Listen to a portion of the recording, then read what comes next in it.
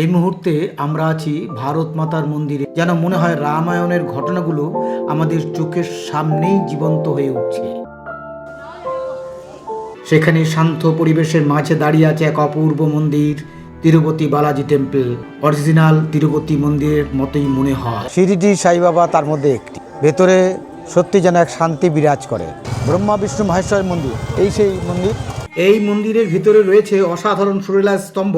এই স্তম্ভে হাত দিলে বিভিন্ন ধরনের সুর শোনা যায়। রাম মন্দির দর্শন করে আমরা এসে গেছি ভারতের শেষ প্রান্তে কন্যাকুমারীর সেই বিখ্যাত সানসেট দেখতে।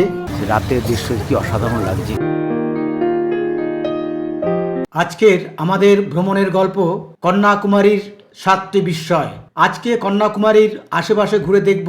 তার মধ্যে থাকবে 5টি মন্দির, যেমন ভারত মাতার মন্দির, বালাজি মন্দির যাকে শ্রী ভেঙ্কটেশ্বর স্বামী টেম্পল বলা হয়, সাই বাবা মন্দির, রাম মন্দির ও শেষে তামিলনাড়ুর কন্যাকুমারীর জেলায় সুচিন্দ্রামে অবস্থিত বিখ্যাত থানুমালায়ান মন্দির যাকে ব্রহ্মা বিষ্ণু এবং মহেশ্বরের মন্দির বলা হয়। আর সাথে থাকবে সানসেট ও সানরাইজ। তাহলে শুরু করি আজকের ভ্রমণের গল্প কন্যাকুমারীর 7টি বিস্ময়। ভিডিও না টেনে শেষ পর্যন্ত দেখুন, আশা করি ভালো লাগবে। একটা অনুরোধ, যদি ভালো লাগে তবে একটা লাইক করুন, চেনা জানার মধ্যে শেয়ার করুন আর সাবস্ক্রাইব করতে ভুলবেন না। নমস্কার। আজকে শুক্রবার 2026 3 তারিখ। আমরা গতকাল রাত্রে রামেশ্বরম থেকে বাসে করে এই কন্যাকুমারিকাতে এসেছি। সারা রাত বাস জার্নি করে, এসি বাস ছিল, খুব ভালোভাবে এসেছি।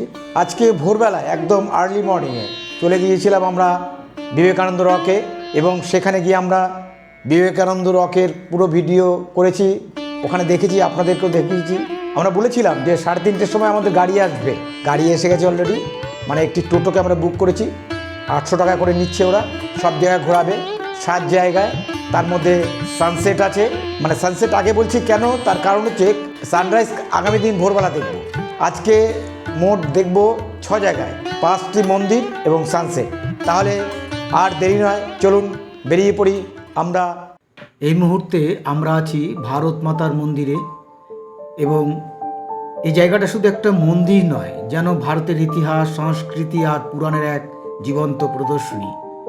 ভিতরে ঢুকতেই চোখে পড়ে ভারত মাতার বিশাল রূপ, আর তার চারপাশে সাজানো রয়েছে আমাদের মহান মহাকাব্য রামায়ণের একের পর এক দৃশ্য।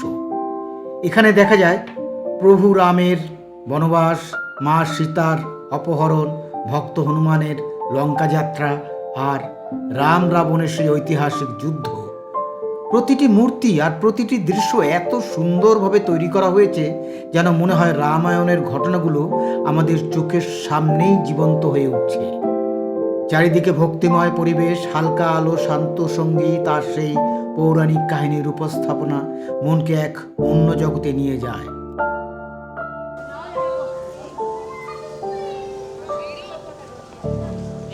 সাইট সিনের মধ্যে পড়ে, আসতে পারেন। এখানে আমি এসেছিলাম, তো আসতে পারেন। বেশ কয়েকটি সাইট সিন দেখায়, যেমন এটি একটি, আরও কয়েকটি দেখাবে, এবং লাস্টে সানসেট দিয়ে শেষ করবে। ওরা বাসে নেয় 150 টাকা করে এবং অটোতে নেয় 800 টাকার মতো। ভিতরে ক্যামেরা নিয়ে ঢুকতে দেয় না, তাই ভিতরে কোনো কিছু দেখাতে পারিনি। তবে আমি বললাম, ভিতরের সেই ছবিগুলি অসাধারণ। রামায়ণের উপরই সব ছবি তৈরি করা, অসাধারণ দৃশ্য। আমাদের দেখা শেষ, এখন আমরা বেরিয়ে যাচ্ছি সামনের দিকে। অটো করে দেখি কোথায় নিয়ে যায় আমাদের।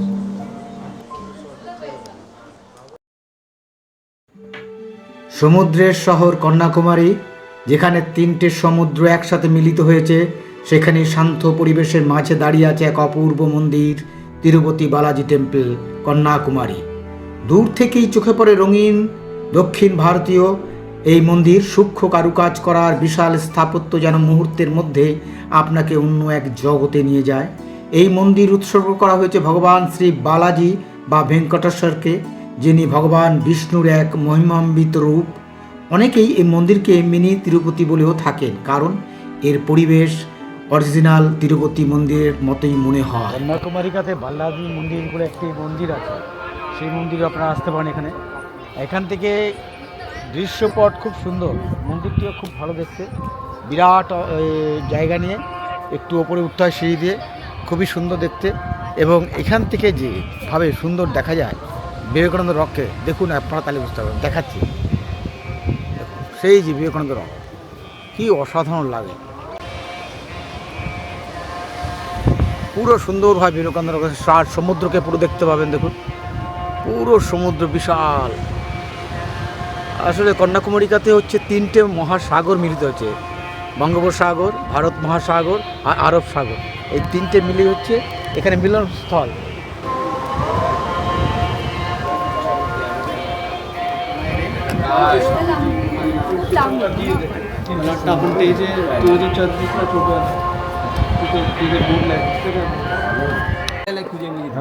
এই বালাজি মন্দির হচ্ছে কন্যাকুমারিকাতে যে সাইট সিন হয় সেখানে এই বালাজি মন্দির দেখতে পাবেন। খুবই সুন্দর মন্দিরটি। আমার মনে হয় একবার যদি আসেন এখানে সাইট সিন যদি করেন অবশ্যই দেখবেন, খুব সুন্দর জায়গাটি। হ্যাঁ, এখানে যে 8 জায়গায় ঘোরা তার মধ্যে একটি হলো এই বালাজি মন্দির। তবে এখানে আসার সময় মনে রাখবেন অবশ্যই টুপি আনতে ভুল করবেন না, জল সঙ্গে রাখবেন, কারণ প্রচণ্ড রৌদ্র এখানে। দেখতে খুব সুন্দর লাগে কিন্তু সাবধান এইগুলির থেকে। মন্দিরটি দেখুন খুবই সুন্দর, মানে এত বড় এলাকা নিয়ে তৈরি এবং এত সুন্দর, ভালো লাগে। কিন্তু রৌদ্র আজকে প্রচণ্ড, তার জন্য একটু অস্বস্তি ফিল করছি আমরা। যদি কন্যাকুমারিকাতে আপনারা আসেন তবে অবশ্যই এই সাইট সিনে এটা রাখুন, কারণ খুব সুন্দর, দেখতে ভালো এবং দেখলে শান্তি পাবেন। দেখুন মন্দিরটির সামনে থেকে দেখানোর চেষ্টা করছি। শ্রী ভেঙ্কটেশ্বর স্বামী টেম্পল লেখা আছে।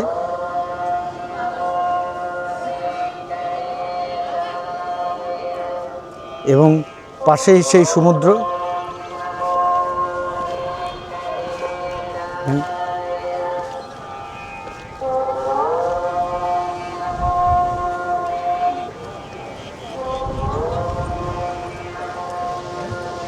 একটু উঁচু রাস্তা থেকে, কিন্তু খুবই সুন্দর জায়গায় আসতে পারেন এখানে। এখানে পরিবেশটা না অন্যরকম হয়ে গেছে, মন্ত্র উচ্চারণ চলছে, শুনছেন আপনারা, আর ধূপকাঠির গন্ধ, এক অপূর্ব লাগছে।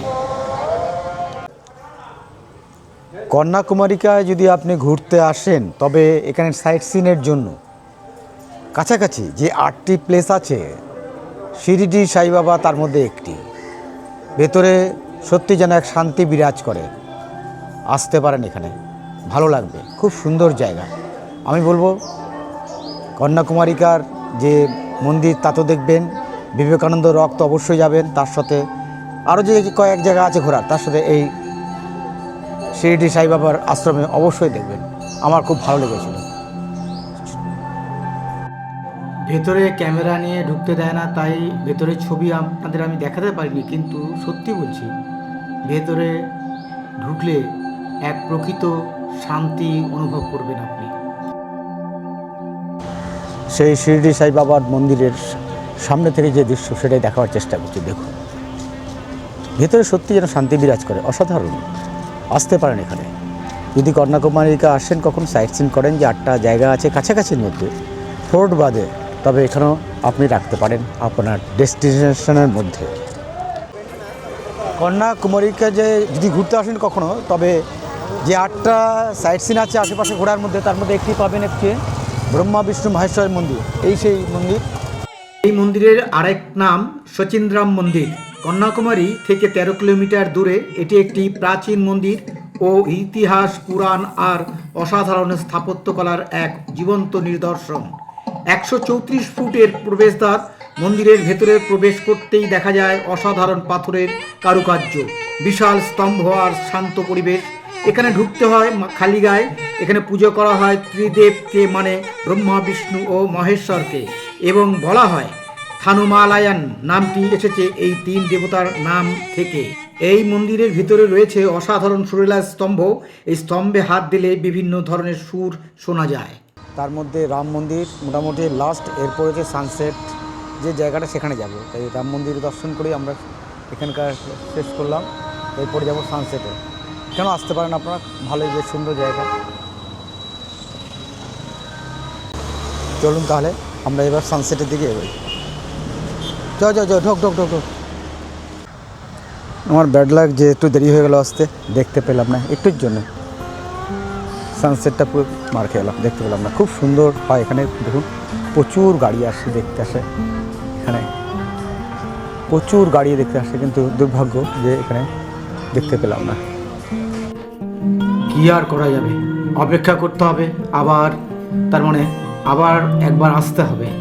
এই সানসেট দেখার জন্যই আমাদের আসতে হবে, কারণ এই দেখার জন্য এত হুড়োহুড়ি করে আসলাম, কিন্তু ব্যাড লাক যে আমাদের একটু দেরি হয়ে গেছে, আর দেখতে পেলাম না। খুব মনটা খারাপ লাগছে, কি আর করব। যদি আপনারা কখনো আসেন তবে একটু আগে আসবেন, কারণ আমি আস্তে আস্তে এখানে 6টা 15 20 হয়ে গেছিলো। কারণ অন্তত আপনারা আসবেন এখানে 6টার মধ্যে চলে আসবেন, তাহলে পরে এখানে দেখতে পাবেন যে অসাধারণ সেই দৃশ্য। দুর্ভাগ্য আমি দেখতে পেলাম না আজকে এখানে। আমি বলবো এটাকে প্রায়োরিটি দেবেন, সানসেটটাকে, কারণ এটাই সবচেয়ে অপূর্ব দৃশ্য হচ্ছে কন্যাকুমারীর। কন্যাকুমারীর সানসেট পৃথিবী বিখ্যাত। দেখুন আকাশটার রং কি হয়েছে, দেখুন কি সুন্দর হয়েছে।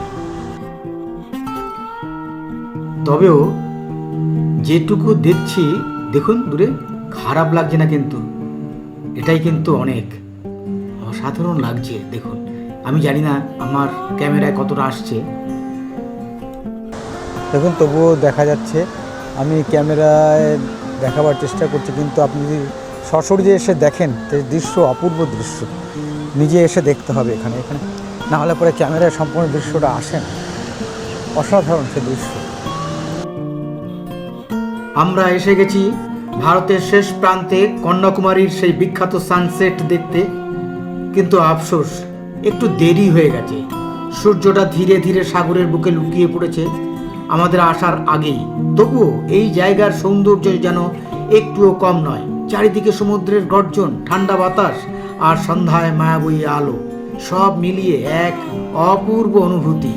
হয়তো আজকের সূর্যাস্তটা পুরো দেখা হলো না, কিন্তু কন্যাকুমারীর এই মুহূর্ত, এই পরিবেশ স্মৃতিতে থেকে যাবে অনেক দিন। আসছে বছর আবার হবে, কি তাই তো? কন্যাকুমারিকার প্রায় শেষ পর্বে আমি চলে এসেছি। আগামী দিন সকাল 12টা, দুপুর 12টা 40 আমার ট্রেন ধরে চলে যাব মাদুরাই থেকে চেন্নাই একদিন থাকব। চেন্নাই থেকে তারপরে আমি বেরিয়ে যাব কলকাতার দিকে। সঙ্গে থাকুন, দেখতে থাকুন।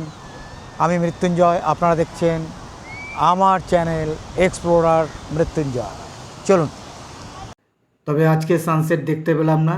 আগামী দিন খুব ভোরবেলায় ইচ্ছা আছে সূর্যোদয় দেখতে যাব, সানরাইজ দেখতে বেরোবো। তো আপনাদের আগে থেকে জানিয়ে রাখলাম, আগামী দিন খুব ভোরবেলায় বেরোবো আমরা সানরাইজ দেখার জন্য। দেখি ভাগ্যে কি আছে। কন্যাকুমারিকাতে আমরা সবাই সানরাইজ দেখব বলে অপেক্ষা করছি। দেখুন কত লোক অপেক্ষা করছে, অনেক লোক অপেক্ষা করছে, সবাই সমুদ্র পাড়ে অপেক্ষা করছি। এবং দূরে দেখতে পাচ্ছেন যে মন্দিরটি, সেটা দেখুন, রাতের দৃশ্য কি অসাধারণ লাগছে, অসাধারণ। এবং আকাশের রং কি পরিবর্তন হচ্ছে দেখুন।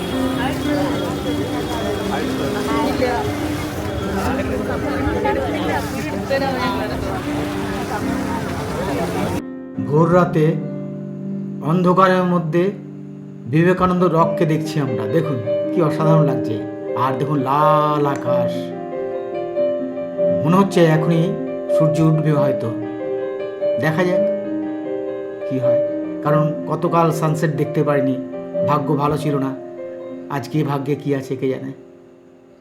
দেখুন আস্তে আস্তে ভোরের আলো ফুটছে, বোঝা যাচ্ছে, কিন্তু লাইটগুলি জ্বলছে, সেগুলি দেখতে কিন্তু অসাধারণ লাগছে।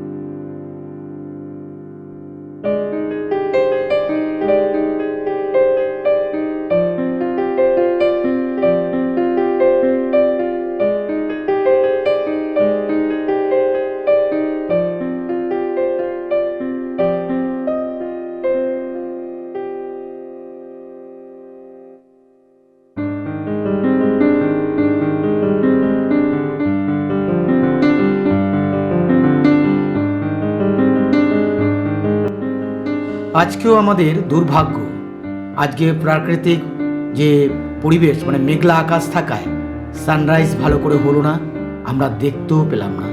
তার মানে সানরাইজ এবং সানসেট এই দেখার জন্য আর একবার আমাকে আসতেই হবে এই কন্যাকুমারিকাতে, কারণ পৃথিবী বিখ্যাত সানরাইজ সানসেট এখানে। গুড মর্নিং, নমস্কার।